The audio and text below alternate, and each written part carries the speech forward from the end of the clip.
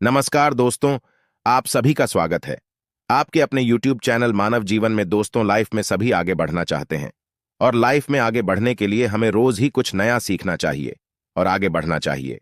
तो चलिए आज की प्रस्तुति शुरू करते हैं। श्री शिवाय नमस्तुभयम। दोस्तों, आप सभी लोग जानते हैं कि 28 दिसंबर 2024 यानी शनिवार को पड़ रही है पौष मास की शनि प्रदोष व्रत। और दोस्तों, यह वह तिथि है जो पौष मास में पड़ने वाली सबसे बड़ी तिथि है, क्योंकि यह शनिवार के दिन पड़ रही है और इसका बहुत ही बड़ा और विशेष महत्व होता है। पूज्य गुरुजी ने कहा है कि अगर कभी भी मौका लग जाए और पौष महीने की शनिवार शनि प्रदोष व्रत को पड़ जाए तो आप लोगों को एक छुटकी काला तिल वाला उपाय तो अवश्य ही करना चाहिए। इन दोनों का संयोग बहुत ही कम आता है। इसी के साथ में गुरुजी ने अपनी शिव पुराण कथा में बताया है कि इस दिन आपको एक एक छुटकी काला तिल वाला उपाय तो आपको अवश्य ही करना चाहिए, क्योंकि ऐसा दिन पूरे साल में सिर्फ एक ही बार आता है। और दोस्तों, आप सभी लोग जानते हो कि शनिवार शनि प्रदोष व्रत का अगर सबसे बड़ा कोई उपाय है तो वह एक छुटकी काला तिल वाला उपाय है। तो दोस्तों, शनिवार शनि प्रदोष व्रत के दिन आप लोगों को इस एक छुटकी काला तिल वाला उपाय को जरूर करना है। बहुत सारे लोग होंगे जिन लोगों ने इस उपाय को ना किया हो, मतलब पूरा साल निकल गया, उन्होंने किसी भी दिन इस एक छुटकी काला तिल वाला उपाय को ना किया हो। पर दोस्तों, आपके पास एक आखिरी मौका बचा हुआ है, जो कि 28 दिसंबर शनिवार शनि प्रदोष व्रत के दिन है। इस दिन आप लोगों को इस वाले उपाय को जरूर कर लेना है। भले ही आपने पूरे महीने भर इस उपाय को ना किया हो, पर अगर आपने इस पौष महीने के शनिवार शनि प्रदोष व्रत के दिन अगर इस वाले उपाय को कर लिया तो आपको इस उपाय को करने का वह फल मिलेगा जिसकी आपने कभी कल्पना भी नहीं करी होगी। इसीलिए आप लोग इस वाले उपाय को एक बार जरूर कर लेना है, ताकि आप लोगों के हाथ से यह मौका ना जा सके और आपको इस उपाय को करने का फल मिल सके। दोस्तों, यह उपाय पंडित जी ने अपनी अभी की ही श्री शिव महापुराण की कथा में बताया है। जी, इस उपाय को आज हम आपको बहुत अच्छे से समझाने वाले हैं। इस वीडियो को देखने के बाद इस उपाय को समझने के लिए आपको कोई और वीडियो को देखने की जरूरत नहीं पड़ेगी। तो चलिए दोस्तों, उपाय को शुरू करते हैं।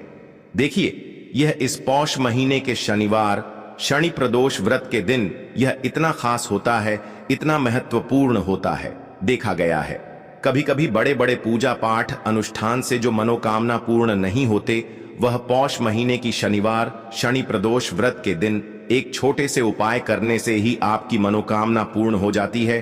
और बहुत सारे लोगों ने इस उपाय को किया भी है और उनको इस उपाय को करने का फल भी जरूर मिला है। अगर आप लोग भी इस उपाय को करना चाहते हैं तो आप इस उपाय को पहले अच्छे से समझ लेना, सुन लेना, उसके बाद करना। आपको इस उपाय का फल जरूर मिलेगा और इस उपाय को कर लेने से आपके घर में चाहे किसी भी प्रकार की दुख और समस्या क्यों न चल रही हो, आपको उसका कारण भी नहीं पता है कि भाई यह समस्या किस कारण से चल रही है। उसका कुछ भी कारण हो सकता है, जैसे पितृदोष हो सकता है या किसी भी तरह का मंगल दोष भी हो सकता है। तो इस दिन आप लोगों को यह वाला उपाय कर लेना है। ये एक ऐसा उपाय है जिस उपाय को अगर किसी विशेष दिन पर किया जाए तो भाई उस विशेष दिन का जो है वह तो हमें मिलता ही मिलता है। पर हमने उस दिन पर इस उपाय को किया है तो हमें उससे भी बड़ा फल मिलता है, और फल बहुत जल्दी मिलता है, क्योंकि आप इस उपाय को बहुत ही बड़े और विशेष दिन पर कर रहे हो। तो चलिए अब उपाय के बारे में बात करते हैं, लेकिन उससे पहले आप लोगों को यह जानना आवश्यक है कि आखिर यह उपाय किस समय करना है, किसको करना है और कैसे करना है। तो चलिए हम आगे आपको वीडियो में एक एक करके बता देते हैं। लेकिन उससे पहले अगर आप लोग हमारे चैनल पर पहली बार आए हैं या फिर मेरी आवाज आज पहली बार सुन रहे हैं तो हमारे चैनल को सब्सक्राइब जरूर कर लेना और इस वीडियो को लाइक करके कमेंट बॉक्स में श्री शिवाय नमस्तुभ्यम ओम नम शिवाय जरूर टाइप कर देना। तो दोस्तों, इस एक छुटकी काला तिल वाला उपाय को हमें इस शनिवार शनि प्रदोष व्रत के दिन कैसे करना है, किसको करना है, किस समय करना है और कहां पर करना है, यह सारे सवालों के जवाब आपको इस वीडियो में मिल जाएंगे। और जो ये वीडियो देखेगा भाई, उसको एक छुटकी काला तिल वाला उपाय जरूर करना चाहिए, क्योंकि इस दिन काला तिल का भी बहुत ही बड़ा और विशेष महत्व होता है। और जब बात आ जाए एक छुटकी काला तिल वाला उपाय की, तो यह सोने पे सुहागा वाली बात हो जाती है और यह एक बहुत ही बड़ा उपाय हो जाता है इस शनिवार शनि प्रदोष व्रत का। तो अब दोस्तों, इस एक छुटकी काला तिल उपाय को आखिर करना किसको है? सबसे पहले हम लोग वह बात जान लेते हैं। तो देखो, घर की जो बड़ी माताएं बहनें होती हैं, उन माताओं बहनों में से कोई भी एक बड़ी माता बहन इस वाले उपाय को कर सकती है। और दोस्तों, अगर आप चाहें तो अपने घर में से सभी सदस्यों को भी इस उपाय को करवा सकते हैं। अगर किसी व्यक्ति की खुद की कोई मनोकामना है, खुद की कोई दुख और परेशानी है जो कि वह अपने लिए ही करना चाहता है, इस वाले उपाय को तो वह खुद अपने लिए भी कर सकता है। बाकी अगर कोई घर में से ऐसा है जो कि अपने पूरे घर परिवार की सुख और शांति के लिए यह वाला उपाय करना चाहता है, तो भाई वह भी कर सकता है। उसमें भी कोई दिक्कत वाली बात नहीं है। कहने का मतलब यह है कि इस उपाय को हर एक सदस्य भी कर सकता है और पूरे घर परिवार के सदस्य के लिए घर की बड़ी माताओं बहनों में से कोई एक माता बहन भी कर सकती है। माताएं बहनें अगर घर में उपस्थित ना हो या वह यह वाला उपाय ना कर पा रही हो, तो फिर घर का कोई बड़ा सदस्य भी इस एक छुटकी काला तिल वाला उपाय को कर सकता है। चाहे फिर वह पुरुष ही क्यों ना हो, उसमें कोई भी दिक्कत वाली बात नहीं है। उसके बाद में दोस्तों, जो अगला प्रश्न निकल कर आता है वो यह आता है इस उपाय को लेकर कि आखिर इस उपाय को हमें किस समय करना है, सुबह के समय करना है कि शाम के समय करना है। तो देखो, इस वाले उपाय को आप लोग सुबह के समय भी कर सकते हो और शाम के समय प्रदोष काल में भी कर सकते हो। अब अगर आप पूछो कि भाई सबसे उत्तम समय कौन सा रहेगा इस एक छुटकी काला तिल वाला उपाय को करने का, तो हम आपसे बस यही कहेंगे कि इस उपाय को आप सुबह के समय करेंगे तो ज्यादा बेहतर होगा। बाकी अगर प्रदोष काल शाम के समय भी करेंगे तो भी अच्छा होगा, उसमें कोई भी दिक्कत वाली बात नहीं है। तो अब दोस्तों, जो अगली सबसे बड़ी और महत्वपूर्ण बात आती है वह यह आती है कि सुबह अगर हम उपाय को करेंगे तो हमें कितने बजे से लेकर कितने बजे तक के बीच में करना है, और शाम के समय प्रदोष काल में करेंगे तो हमें कितने बजे से लेकर कितने बजे के बीच में करना है। तो देखो, सुबह जितनी जल्दी हो सके आप उपाय को करने की कोशिश करना। बाकी अगर किसी कारणवश लेट भी हो जाओ, थोड़ी देर भी हो जाए, तो 10 या 11 बजे तक भी आप उपाय कर लेना, पर 12 बजे से ज्यादा देरी ना हो, ठीक है? इस बात का ध्यान रखना। उसके बाद में दोस्तों, अगर शाम के समय प्रदोष काल की बात करें, प्रदोष काल का जो समय होता है वो शाम के 6 बजे से शुरू हो जाता है। मतलब शाम के 6 बजे से लेकर 7 बजे के बीच का जो समय होता है, यह समय प्रदोष काल का समय होता है। तो आप इस उपाय को 7 या 8 बजे के बीच में भी कर सकते हो। मतलब शाम के 6 बजे से रात 8 बजे के बीच में आप कभी भी इस वाले उपाय को कर सकते हो, उसमें कोई भी दिक्कत वाली बात नहीं है।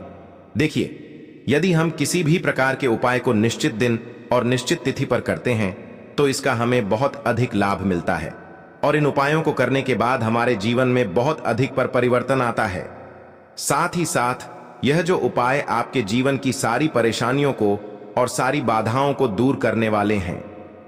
देखिए दोस्तों, आज के इस पूरे ही वीडियो में हम आपको 3 चमत्कारिक उपाय बताने वाले हैं, और यह तीनों ही उपाय बहुत ही खास और बहुत ही ज्यादा विशेष होने वाले हैं। तो चलिए दोस्तों, जान लेते हैं गुरुजी द्वारा बताए गए सबसे पहले उपाय के बारे में। देखिए, इस उपाय को करने के लिए सबसे पहले तो आपको काले तिल लेने होंगे। देखिए, काले तिल जो है वह भगवान शनिदेव को प्रसन्न करते हैं, काले तिल भगवान शिव को प्रसन्न करते हैं।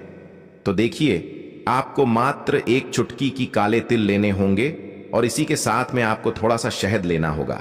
देखिए, शहद जो है आपको मात्र 1 चम्मच ही लेना है, और इसी के साथ में आपको एक तांबे के पात्र के अंदर अपने घर से शुद्ध जल लेना होगा। देखिए दोस्तों, यह जो उपाय है आप सुबह से लेकर के शाम तक किसी भी समय में कर सकते हैं, लेकिन प्रदोष की तिथि है इसीलिए प्रदोष काल के समय में करते हैं। तो आपके लिए यह उपाय बहुत ही अधिक सर्वोत्तम होता है। प्रदोष काल के बारे में जिन लोगों को भी जानकारी नहीं है, उन्हें बता दें कि प्रदोष काल का समय सूर्यास्त से 45 मिनट पूर्व शुरू होता है और सूर्यास्त 45 मिनट बाद तक रहता है। तो इस समय में भी आप यह उपाय कर सकते हैं।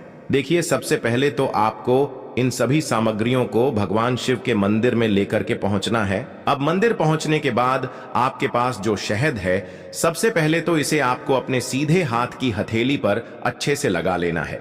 यानी कि पूरे ही शहद को आपको अपने सीधे हाथ की हथेली पर लगा लेना है, और आपके पास जो एक चुटकी काले तिल है उन्हें भी आपको अपने सीधे हाथ की हथेली पर रखना है। अब आपको शहद और काले तेल का लेपन भगवान शिव के शिवलिंग पर अच्छे से कर देना है। देखिए, आपको काले तिल और शहद का लेपन कटी वाले भाग के ऊपर ऊपर करना है। तो इस प्रकार से आपको शहद और काले तिल का लेपन अच्छे से शिवलिंग पर कर देना है। देखिए, काले तिल का लेपन करते समय आप शनेश्वर महादेव का मन में स्मरण कर सकते हैं।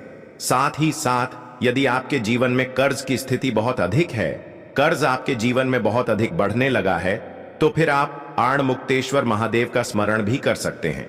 दोनों में से आपकी समस्या के लिए जो भी उचित है उस नाम का आपको स्मरण कर है।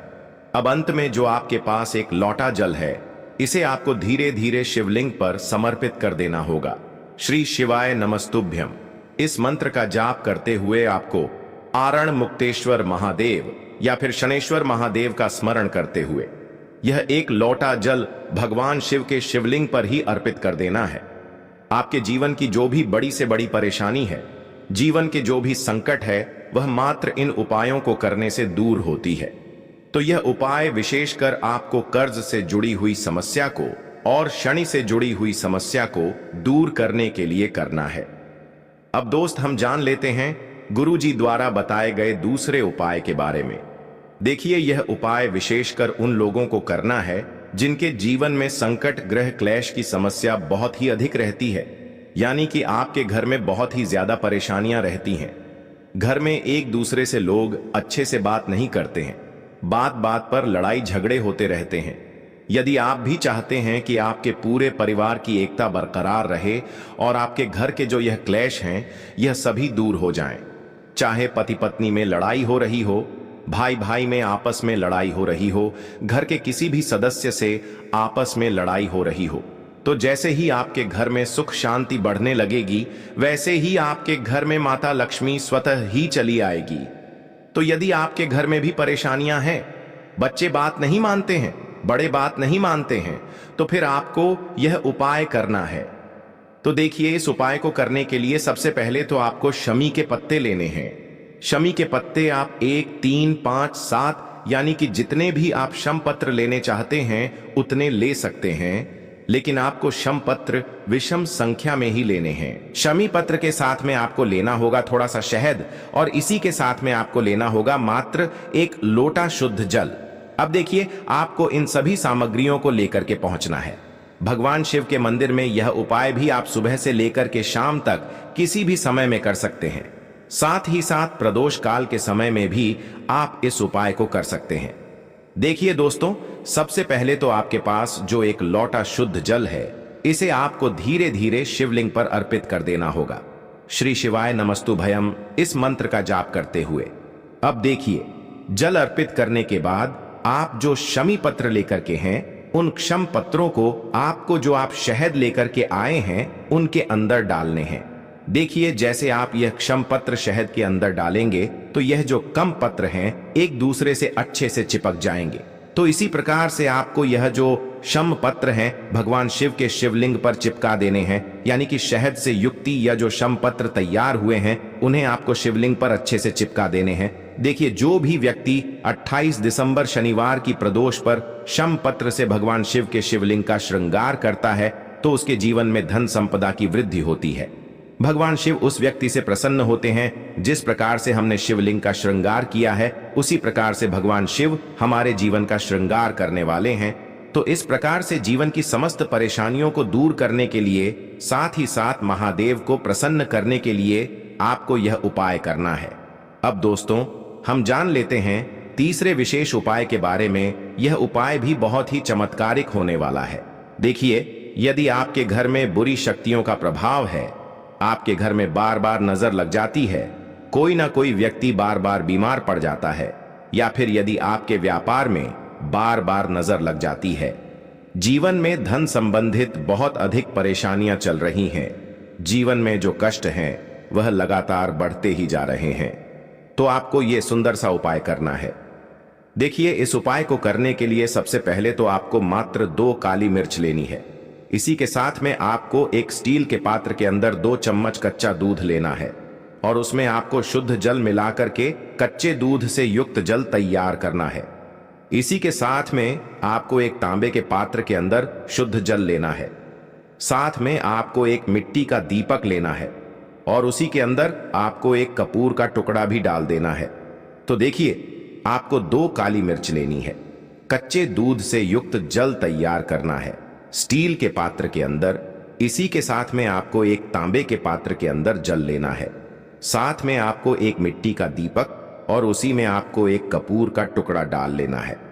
अब देखिए, ये सभी सामग्रियां लेकर के आपको पहुंचना है प्रदोष काल के समय में भगवान शिव के मंदिर में। देखिए दोस्तों, मंदिर पहुंचने के बाद आपके पास जो 2 काली मिर्च हैं, उनमें से एक काली मिर्च को आपको अच्छे से चूरा कर लेना है, यानी कि बारीक कर लेना है। और इस काली मिर्च को आपको कच्चे दूध वाले जल के अंदर डाल देनी है। एक काली मिर्च आपको कच्चे दूध वाले जल के अंदर डाल देनी है, अच्छे से बारीक चूरा करके। अब सबसे पहले तो आपको जो कच्चे दूध वाला जल है, उससे भगवान शिव के शिवलिंग का अभिषेक करना होगा। श्री शिवाय नमस्तुभयम इस मंत्र का लगातार जाप करते हुए जब भी आप यह कच्चे दूध वाला जल अर्पित करेंगे, तब आपको श्रम ईश्वर महादेव का मन में स्मरण करना है, ताकि आपके जीवन की जो भी समस्याएं हैं वह सभी समाप्त हो सके। काली मिर्च से भगवान शिव के शिवलिंग का अभिषेक करना शनि दोष को भी दूर करता है, साथ ही साथ नजर दोष को भी दूर करता है। अब दोस्तों, कच्चे दूध वाले जल से अभिषेक करने के बाद आपके पास जो एक लोटा शुद्ध जल था तांबे के पात्र के अंदर, इसे भी आपको भगवान शिव के शिवलिंग पर ही अर्पित कर देना होगा। श्री शिवाय नमस्तुभ्यम इस मंत्र का जाप करते हुए। अब देखिए दोस्तों, आप जो एक दीपक लेकर के आए थे, जिसमें आपने कपूर के टुकड़े डाले हुए हैं, साथ ही साथ आपने काली मिर्च डाली हुई थी, इसे आपको भगवान शिव के शिवलिंग के सामने ही प्रज्वलित कर देना है। और ये जो दीपक है, इससे आपको शिवलिंग के सीधी तरफ, यानी कि जहां पर गणेश जी का स्थान होता है, उसके नीचे की तरफ आपको यह दीपक जलित करना है। जीवन के जो भी कष्ट होंगे, जो भी परेशानी होगी, वह इस उपाय के माध्यम से निश्चित ही दूर होंगे। तो यह उपाय भी आपको इस शनिवार की इस शनि प्रदोष पर के समय में जरूर करना है। आज के लिए बस इतना ही इस वीडियो में दी गई जानकारी। अगर आपको अच्छी लगी हो तो प्लीज हमारे चैनल मानव जीवन को सब्सक्राइब करें, लाइक करें और हमारे वीडियो में अंत तक बने रहने के लिए धन्यवाद।